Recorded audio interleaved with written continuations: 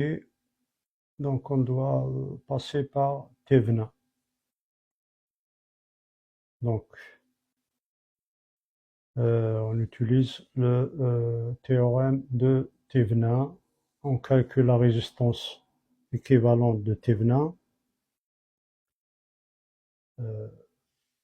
Dans cette partie-là, hein. Donc je prends cette partie, R et VE de T. Donc je calcule la résistance de Thévenin, je court-circuite ce générateur. Je considère cette partie-là où il y a la diode D1 et D2, le générateur E et E comme étant une charge. Donc j'enlève la charge, je débranche là. Il me reste cette partie, R et VE de T. Et ça, je le transforme en générateur de Thévenin, générateur équivalent Thévenin. Donc j'ai déjà posté des vidéos là-dessus si vous voulez les consulter, soit sur ma page TikTok ou YouTube Maths électronique. Vous allez trouver plein d'exercices sur Thévenin et Norton et d'autres, bien sûr, théorèmes. Donc là, je ne peux pas donc traiter ce montage, il est un peu complexe, donc je passe par le théorème de Thévenin. Je transforme cette alimentation, si je peux l'appeler ainsi, en alimentation, schéma équivalent de Thévenin. Et je court-circuite ce générateur, il me reste R et R en parallèle, et j'obtiens la résistance équivalente de Thévenin. C'est-à-dire R Thévenin égale R fois R divisé par R plus R.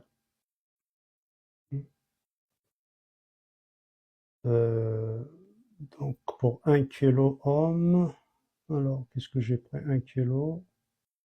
Donc ça donne la moitié. Si je prends 1 kilo-ohm, ça donne 500 ohms, par exemple. Parce que ça va faire la moitié. Les deux résistances sont de même valeur. Une fois que j'ai la résistance de Thévenin, je calcule le E Thévenin. Je calcule E Thévenin. Donc E Thévenin, c'est le diviseur de tension. Donc E Thévenin vu entre ces bornes-là, c'est R divisé par R plus R fois VE. Et ça donne la moitié de Vm, c'est-à-dire 7,5 volts. Et à la fin, je remplace toute cette partie avec un générateur de Thévenin de valeur 7,5 volts en série avec la résistance RTH et je rebranche la charge. La charge, tout ça, je rebranche cette partie. Voilà. Ce qui donne le circuit équivalent de Thévenin. Ensuite, je vais étudier cas par cas quand est-ce que Thévenin inférieur à la tension de la diode par rapport à E, etc., etc. Quand est-ce que la diode D1 est bloquée, quand est-ce que la diode de... Là, c'est pour... On n'a que deux résistances. Ouais.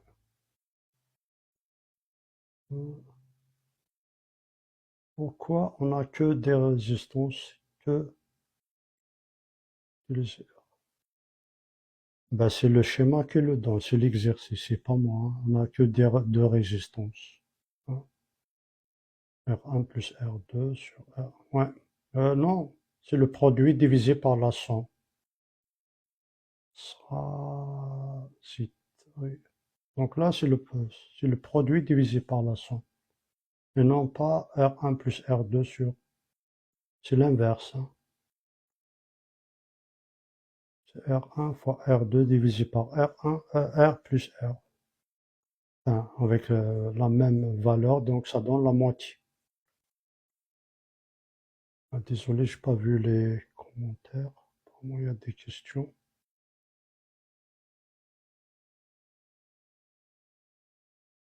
Voilà.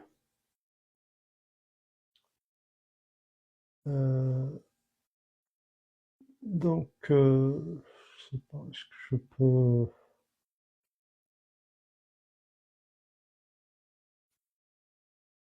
essayer d'utiliser une feuille comme ça.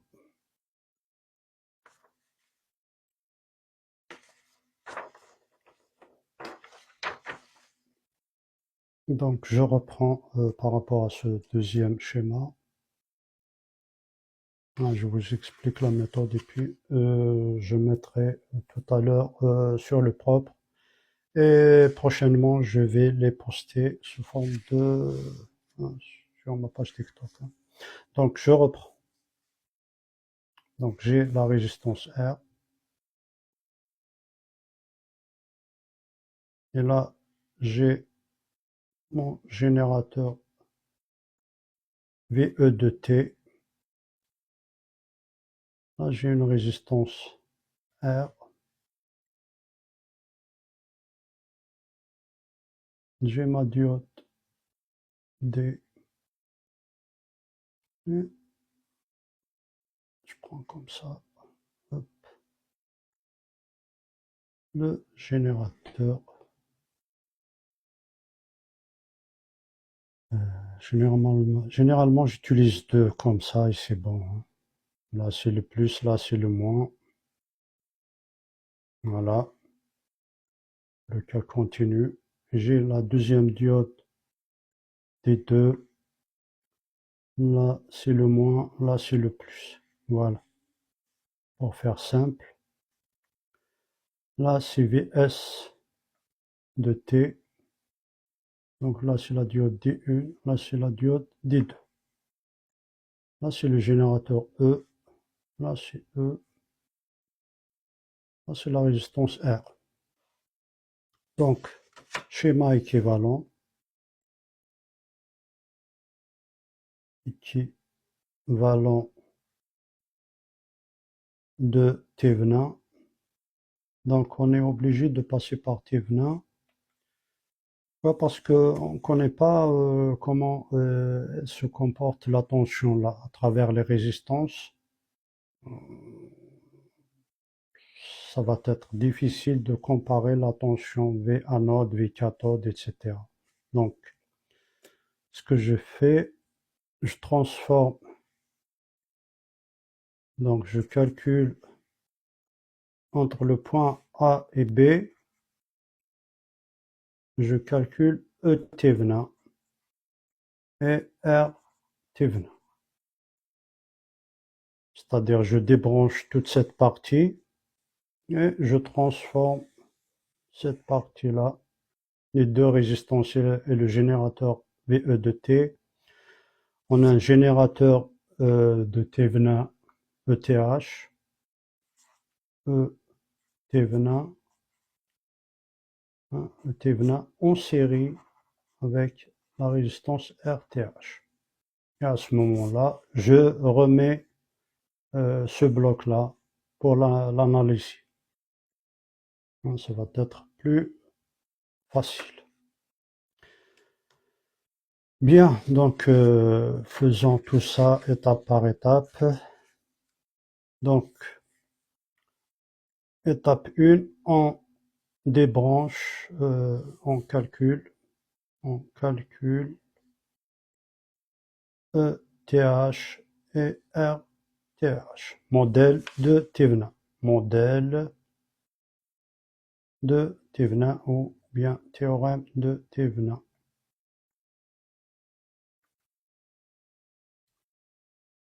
Donc, si je débranche là entre le point A et B, j'aurai quoi? J'aurai la résistance R. Là, j'aurai mon générateur alternatif E de T. Et là, j'ai ma résistance, ma deuxième résistance R, vue entre les points A, B. A, B. D'accord? Donc, c'est là où se trouve E Thévenin. E Thévenin égale VAB.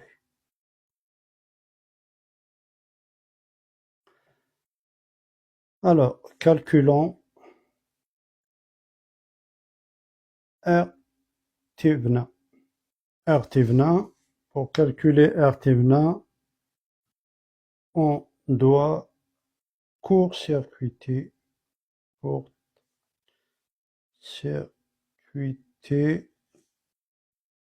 le générateur ET. Donc si je le court-circuite, qu'est-ce que ça me donne? Ça me donne ce schéma-là. Donc je le refais comme ça. Hop. Ah, j'obtiens R, et là c'est ET. Donc si je court-circuite là, j'enlève ce générateur, je remets un fil, comme ça. Mon point A qui est là, c'est le même point ici. Mon point B qui est là, c'est le même point là. Donc si je tire comme ça, je peux transformer ce circuit. Hein. Si je le tourne comme ça, c'est équivalent à R, hein, cette résistance, en parallèle avec cette résistance. Hein. On est d'accord que ces deux résistances sont en parallèle, vu à partir des points A et B. Donc deux résistances en parallèle, c'est le produit sur la somme RTH, bien R équivalente, égale le produit sur la somme. Voilà. Donc si on donne les mêmes valeurs pour R, R fois R, ça donne R au carré, R plus R, ça donne 2R. Et R au carré, c'est quoi? C'est R fois R divisé par 2R. Je peux simplifier le R avec le R, il me reste R sur 2. Hein, donc c'est comme si je divise la valeur d'une seule résistance par 2. Voilà, ça c'est le calcul de RTH. R Thévenin égale R sur 2. Voilà, ça c'est réglé. Une fois qu'on a RTH, on calcule E Thévenin. Alors, pour calculer E Thévenin, donc dans ce circuit-là, j'ai pas le courant qui traverse R et R, donc j'utilise le diviseur de tension. Diviseur, la loi du diviseur de tension.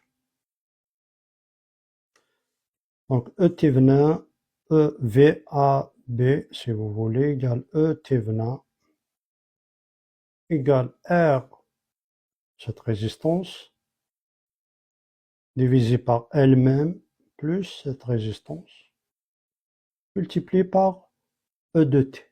Là, je suis là, par E de T. Et ça me donne ETH. Dans le cadre de cet exercice, Vm égale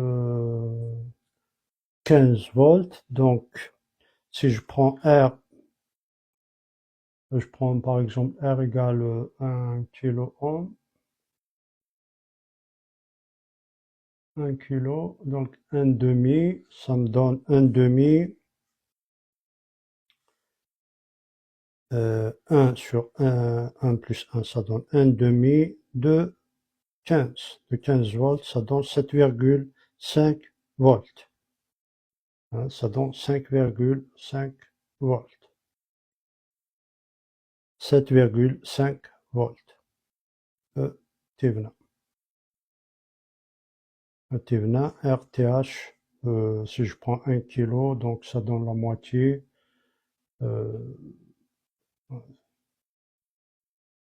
Donc la moitié, 500 ohms. Hein. Si je prends R égale 1 kilo-ohm, donc là, RTH égale 1 kilo, c'est 1000 divisé par 2, ça donne 500 ohms.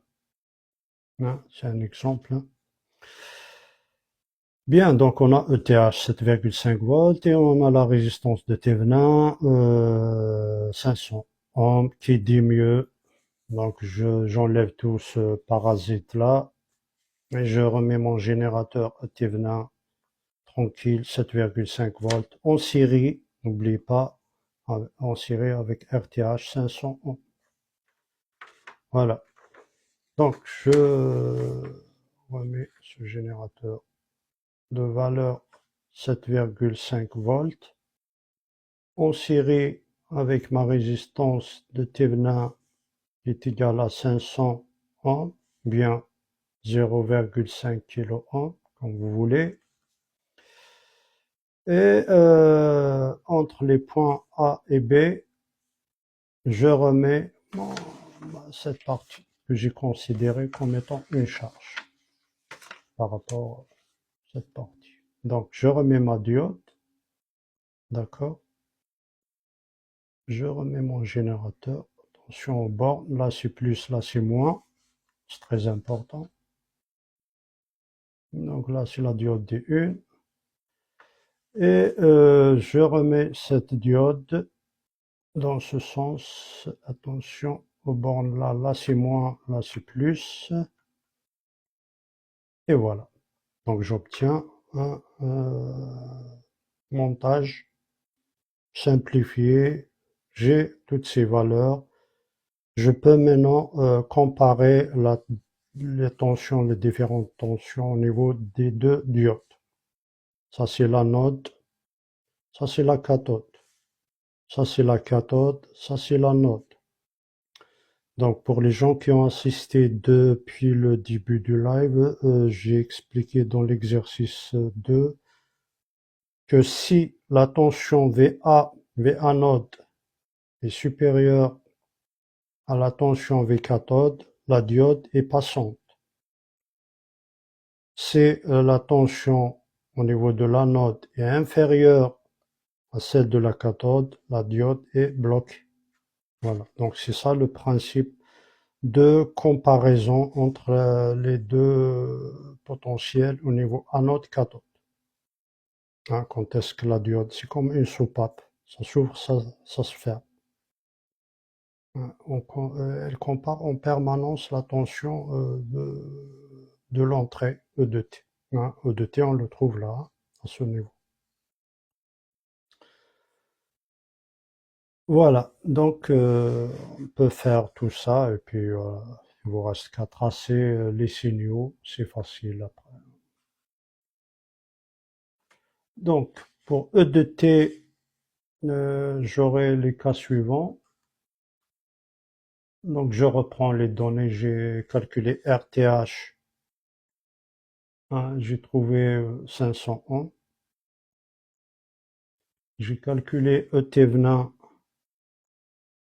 j'ai trouvé 7,5 volts. Maintenant, on fait la comparaison pour E de T. Donc là, c'est E Thévenin. Ce n'est plus E de T que vous voyez là. Ce n'est plus VE de T. Ça change complètement. Ça devient E Thévenin.